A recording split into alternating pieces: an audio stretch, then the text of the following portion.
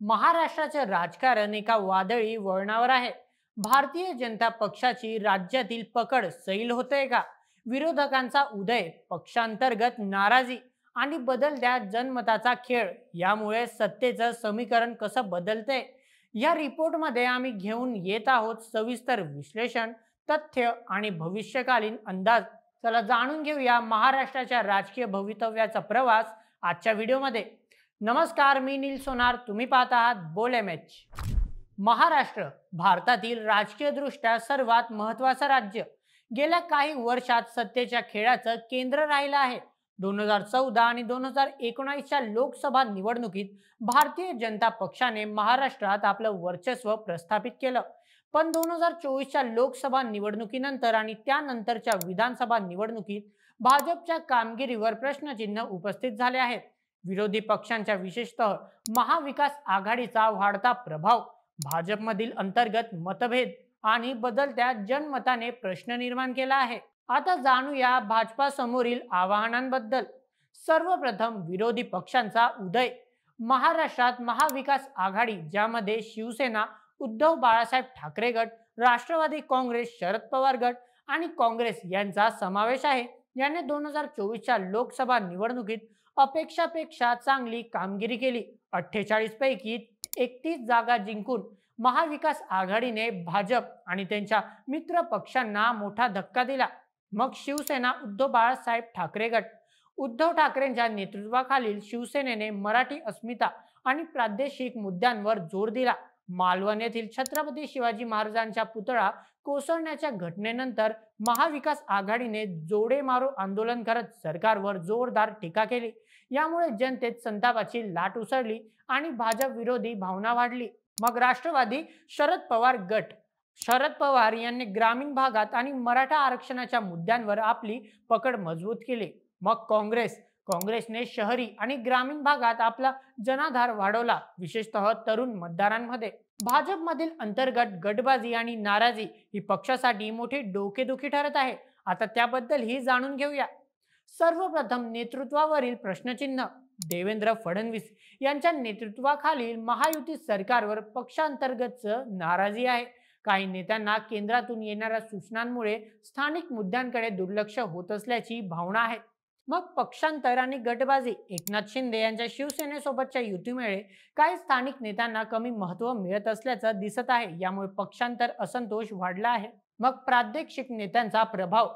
मराठवाडा आणि विदर्भात स्थानिक नेत्यांचा प्रभाव कमी होत असल्याची चर्चा आहे, ज्यामुळे मतदारांमध्ये नाराजी आहे.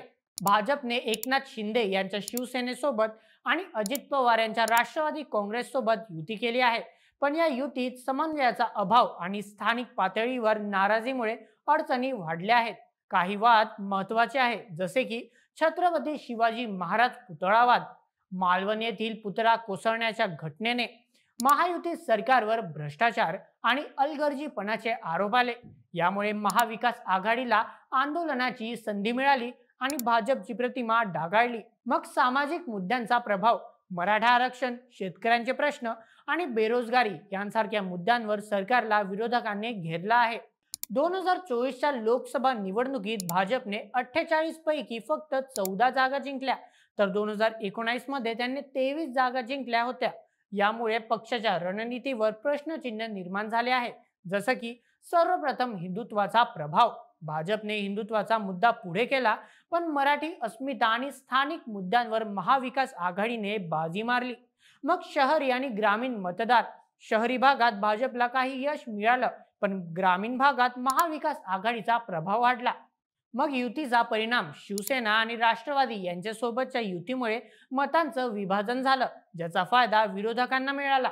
अलीकडील काही सर्वेक्षणानुसार महाराष्ट्रात मतदारांचा मूड बदलत असल्याचं दिसत आहे.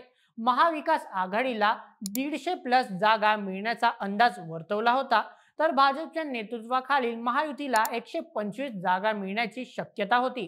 पण प्रत्यक्षात 2024च्या विधानसभा निवडणुकीत महायुतीने मोठा विजय मिळवला आणि भाजप 132 जागांसह सर्वात मोठा पक्ष ठरला. यामुळे काही प्रश्न उपस्थित होतात. मतदानांचा वाढलेला टक्का 65.11% 2024 विधानसभा. याचा फायदा महायुतीला का झाला? राष्ट्रीय स्वयंसेवक संघच्या सक्रिय सहभागामुळे मतदारांपर्यंत पोहोचण्यात भाजपला यश मिळालं का? भाजपने हिंदुत्व आणि राष्ट्रीय सुरक्षेच्या मुद्द्यांवर जोर दिला आहे, पण महाराष्ट्रात स्थानिक मुद्द्यांवर जसे की मराठा आरक्षण, शेतकऱ्यांचे प्रश्न आणि बेरोजगारी यावर विरोधकांनी जनतेचं लक्ष वेधलं आहे. निखिल वागळे यांच्या विश्लेषणानुसार महाविकास आघाडीने स्थानिक मुद्द्यांवर लक्ष केंद्रित करून मतदारांना आकर्षित केलं, तर भाजपच्या रणनीतीत स्थानिक मुद्द्यांचा अभाव दिसला. आगामी काळात महाराष्ट्रातील राजकारणात चुरूस वाढेल. महाविकास आघाडीची आक्रमक रणनीती आणि भाजपमधील अंतर्गत सुधारणा यावर बरंच काही अवलंबून आहे. एकनाथ शिंदे आणि अजित पवार यांच्या सोबतच्या युतीत समन्वय राखणं भाजपसाठी आव्हान असेल. उद्धव ठाकरे, शरद पवार आणि नाना पटोले यांचा आक्रमक पवित्रा आणि स्थानिक मुद्द्यांवर जोर यामुळे महाविकास आघाडीचा प्रभाव वाढू शकतो. नरेंद्र मोदी यांच्या नेतृत्वाखाली भाजप केंद्रात सत्तेत आहे, पण 2024च्या निवडणुकीत त्यांच्या स्वबळावर बहुमत मिळालं नाही. यामुळे महाराष्ट्रातही युतीच्या राजकारणावर अधिक भर द्यावा लागेल. केंद्रात आणि राज्यात नेतृत्व बदलाची चर्चा आहे. जर फडणवीस यांना केंद्रात पाठवलं गेलं तर महाराष्ट्रात नव्या नेतृत्वाला संधी मिळू शकते. 2025च्या स्थानिक स्वराज्य संस्थांच्या निवडणुकीत जसे की मुंबई महापालिका, भाजप आणि महाविकास आघाडीमध्ये तीव्र चुरूस असेल. काही छोटे पक्ष जसे की मनसे किंवा वंचित बहुजन आघाडी युतीच्या चर्चेत सामील होऊ शकतात, ज्यामुळे समीकरणं बदलू शकतात. मराठा आरक्षण, शेतकऱ्यांचे प्रश्न आणि आर्थिक मुद्दे हे निवडणुकीत निर्णायक ठरतील. महाराष्ट्राचं राजकारण एका नव्या वळणावर आहे. भाजपची पकड ढासळते का, की हा फक्त तात्पुरता खड्डा आहे? विरोधकांचा उदय, जनतेचा बदलता मूड आणि युतींचा खेळ हे सगळं महाराष्ट्राच्या भविष्याला आकार देणार आहे. एक गोष्ट नक्की, येत्या काळात राजकीय नाट्य आणि उत्साह कमी होणार नाही. राजकीय जागरूकता ठेवा, कारण तुमचं मतच भविष्य ठरवेल. आमच्या सोबतच जोडले राहा आणि तुमचं काय मत या पूर्ण प्रकरणावर आम्हाला कमेंटमध्ये सांगायला विसरू नका. आणि अशाच व्हिडिओसाठी सबस्क्राईब करा बोल एम एच आपल्या युट्यूब चॅनलला.